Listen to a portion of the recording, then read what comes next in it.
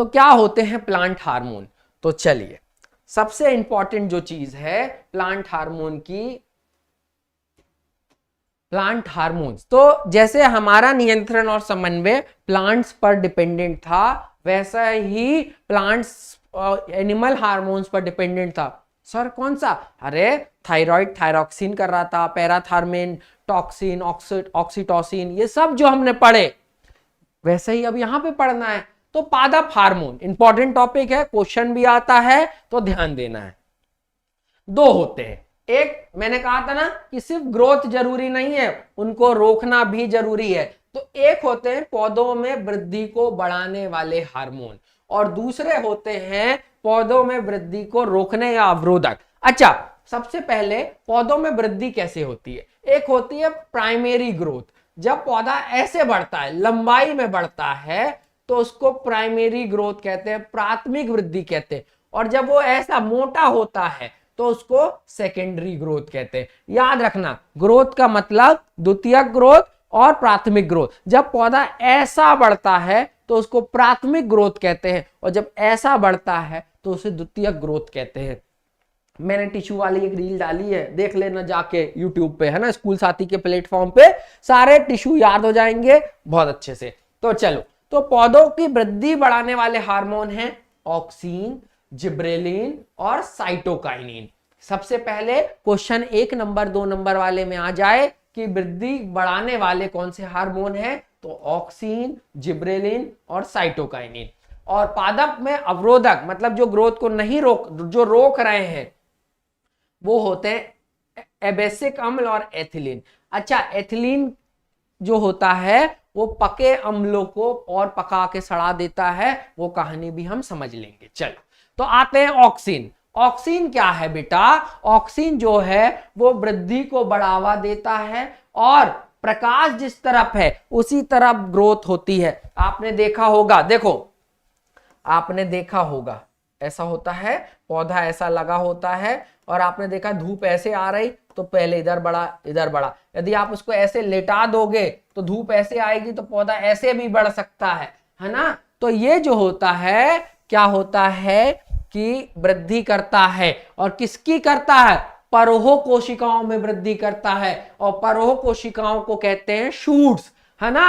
और गुरुत्वीय और प्रकाशीय प्रेरक के माध्यम से करता है, तो ये रहा प्रकाशानुवर्तन और गुरुत्वाकर्षण नियंत्रण कहते हैं। फलों में विकास को उत्तेजित करते हैं, पत्ती और फलों की उम्र बढ़ाने में देरी करते हैं, जिससे अच्छे से चीजें पनप पाए। समझ में आई? Very good.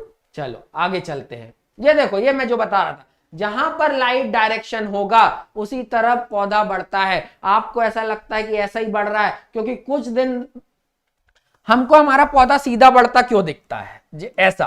क्योंकि देखो, सुबह 7 बजे से लेकर 12 बजे तक धूप ऐसे पड़ती है, और 12 बजे से लेकर 4-5 बजे तक ऐसे पड़ती है, तो ये बैलेंस हो जाता है। यदि हम एक तरफ छांव कर दें तो पौधा एक ही दिशा में पड़ेगा। ये बात याद रखना, यही मैं आपको समझा रहा था, समझ में आ गई होगी। चलो अब आते हैं जिब्रेलिन। जिब्रेलिन सबसे जबर हार्मोन है। क्या हार्मोन है? जबर हार्मोन है। तो क्या करता है? सेल डिवीजन, कोशिका विभाजन और कोशिका वृद्धि को बढ़ावा देकर तने में वृद्धि को उत्तेजित करता है। स्टेम में वृद्धि कौन करता है, ग्रोथ कौन करता है? जिब्रेलिन। जबर वृद्धि, जबरदस्ती तोड़ देता है। जिब्रेलिन का क्या है? जबरदस्ती तोड़ देता है।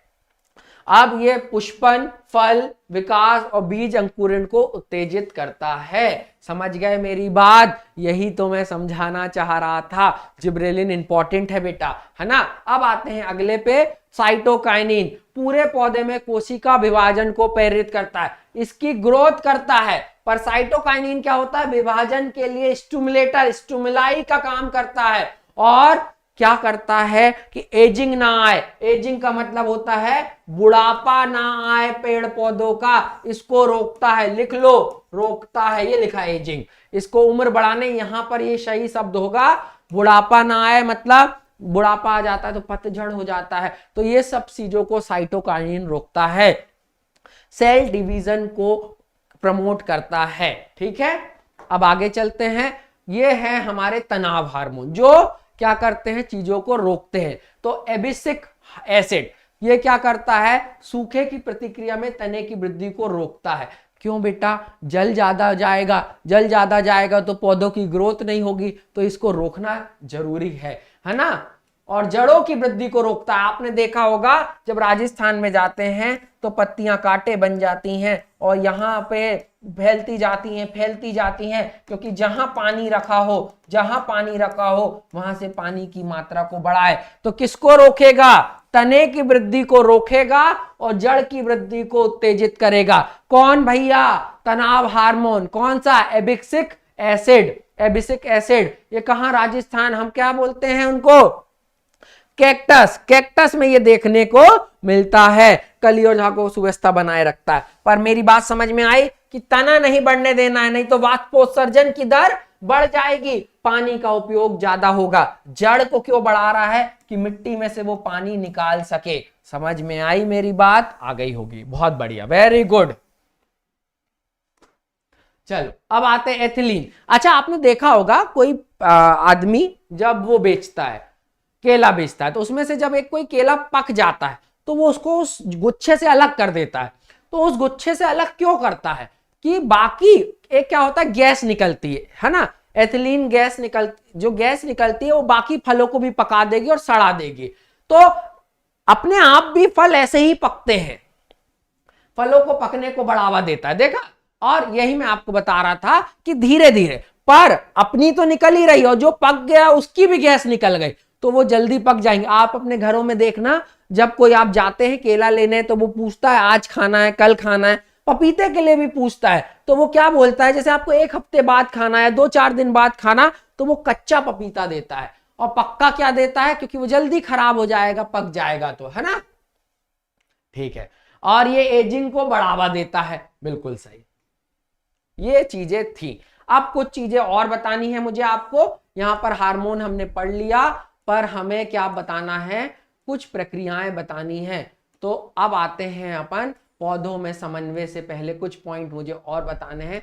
Responses in plants. देखो, आपने टच मी नॉट प्लांट देखा है, छुई मुई। टच मी नॉट पौधों की पत्तियों का गिरना विकास से संबंधित नहीं है, वो अपने आप को प्रोटेक्शन करती हैं। कैसे करती हैं, प्रोटेक्ट करती हैं। पर टच मी नॉट पौधा जो होता है, जब आप उसको टच करते हैं तो वो स्टिमुलाई मतलब प्रेरित होती हैं और अपनी रक्षा करती हैं और वो गिरता है। ठीक है, क्लियर, याद रखना है ना ये चीज। जंतुओं की तरह पौधों में भी इसी उद्दीपन किसको कहते हैं, स्टिमुलाई, सूचना प्राप्त करने के लिए विद्युत रासायनिक साधन होते हैं, बिल्कुल सही। और जिसे हम क्या कहते हैं, वह गति तब होती है जब पादप कोशिकाएं सिकुड़कर या फूलकर अपना आकार बदलती है। ये परिवर्तन जल की मात्रा में परिवर्तन के कारण होता है। किसके कारण होता है, जल की मात्रा में परिवर्तन के कारण होता है। टच मी नॉट को छूते हो, वो मुड़ जाती है। मुझे तो हमेशा मुड़ी हुई मिली, मुझे कभी भी वो छुई मुई बिना मुड़े मिली ही नहीं, है ना। अब जानवरों इनका पढ़ लेना, इसमें कोई दिक्कत की बात ही नहीं है। देखो मैं पढ़ देता हूं। सूचना के संवहन के लिए विशिष्ट ऊतक, ऊतक मतलब टिश्यू, है ना। और इसमें क्या होता है, कोई विशिष्ट ऊतक नहीं होते, यहाँ पे सब हार्मोन के कारण होता है। मांसपेशियों में विशिष्ट प्रोटीन के कारण इनका आकार बदलता है। यहाँ पर क्या, पानी की मात्रा पर परिवर्तन कारण का।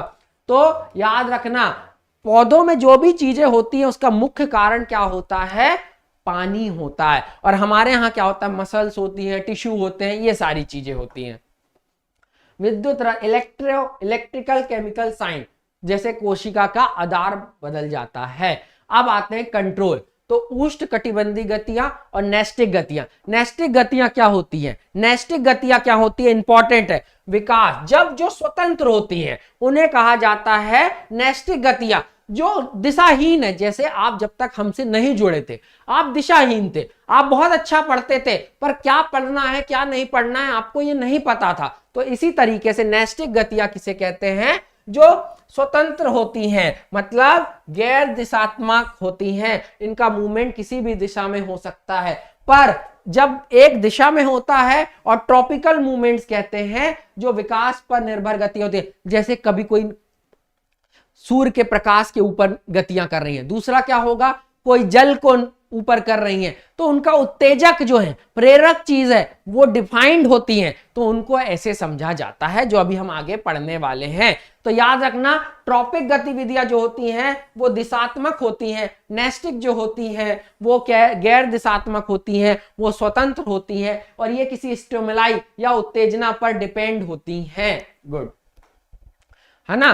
कमो स्थायी और अपरिवर्तनीय, देखो तो देखो ये क्या होती है, स्थायी और अपरिवर्तनीय, जिस दिशा में हो गई उसी, ये सभी पौधों में पाया जाता है और धीमी करवाई जाती है।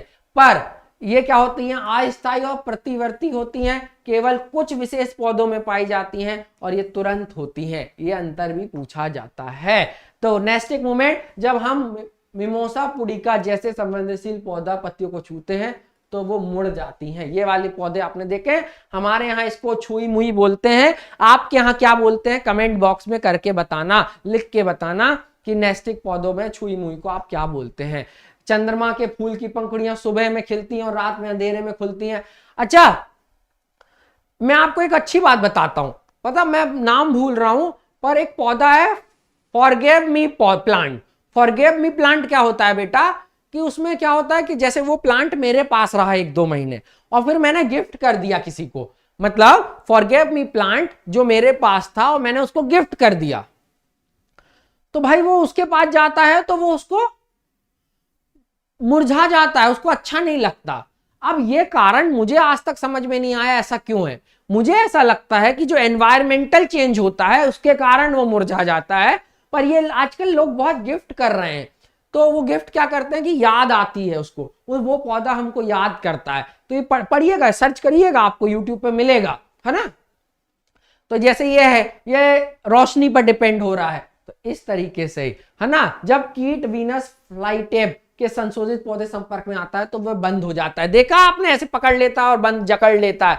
तो ये सब न्यूमेनेस्टिक गतियां हैं, है ना। तो ये सब एग्जाम्पल दिए हुए हैं, आप इसको पढ़ लीजिएगा। अब ये होते हैं ऐसी गतियां पॉजिटिव और नेगेटिव। पॉजिटिव और नेगेटिव का मतलब क्या होता है, पॉजिटिव और नेगेटिव का मतलब होता है उसकी दिशा में या उसकी विपरीत दिशा में। तो धनात्मक होगा जब उसकी दिशा में होती है, और जब ऋणात्मक कब होता है, जब उसके विपरीत साइड पे होती है। जैसे अंकुर, शूट्स धनात्मक में माना जाता है और जड़ें ऋणात्मक में मानी जाती हैं, क्योंकि देखो ये जो जड़ें हैं पृथ्वी के नीचे तरफ ग्रोथ करती हैं और ये ऊपर तरफ करते हैं, इसलिए ये पॉजिटिव, ये प्रकाश है, ये ग्रोथ कहां कर रहे हैं, ऊपर की तरफ, सूर्य की तरफ, तो पॉजिटिव। और ये जड़ें कहां जा रही हैं, जो प्रेरक है उसके नीचे वाली दिशा में जा रही हैं, तो इनको नेगेटिव या ऋणात्मक कहा जाता है। गुड, है ना। धनात्मक ये बता दिया, पौधे की ग्रोथ उद्दीपन की दिशा में हो, मैंने बताया ना। जैसे ये पौधा है, मैं थोड़ा सा देखो एक एग्जांपल के तौर पे बता रहा हूं, ये पौधा है और ये हमारे सूरज दादा हैं, तो ये इसी दिशा में बढ़ेगा, ये इसी दिशा में पड़ेगा, तो धनात्मक कहलाएगा, धनात्मक ट्रोपिज्म या अनुवर्तन। और जो जड़ें होती हैं वो सूर्य के विपरीत दिशा में बढ़ती हैं, इसलिए इसको ऋणात्मक कहा जाता है। गुड बेटी, गुड, वेरी गुड, ये बता दिया, उसकी विपरीत दिशा में होती है ना। अब ट्रोपिज्म जो होता है वो कई प्रकार का होता है, जिसमें पहला है बेटा प्रकाश। प्रकाश का मतलब क्या हुआ, यथा जब प्रकाश स्टिमुलाई का काम या प्रेरक का काम करे तो पौधा जो हो प्रकाश की दिशा में मुड़े, है ना। जिस तरफ प्रकाश है आप ऐसा रख दो और ऐसा लाइट आने लगे तो वो ऐसा मुड़े। तो जब प्रेरक प्रकाश होता है तो प्रकाश अनुवर्तन कहते हैं। अब ये पॉजिटिव भी हो सकता है, नेगेटिव भी हो सकता है, जैसे जड़। दूसरा होता है भू अनुवर्तन। भू अनुवर्तन क्या होता है, जब ग्रेविटी पृथ्वी की सतह की ओर बढ़े तो इसको भू अनुवर्तन। तीसरा होता है थिम्नो अनुवर्तन, जिसे स्पर्श, है ना, टच के कारण होता है। और जब जल की दिशा में होता है तो यहां पर मेन चीज है प्रेरक या स्टिमुलाई, उसकी तरफ पॉजिटिव या नेगेटिव होता है, प्रेरक आते हैं तो ये चीजें आती हैं। तो यहां तक की ये कहानी पूरी हो गई।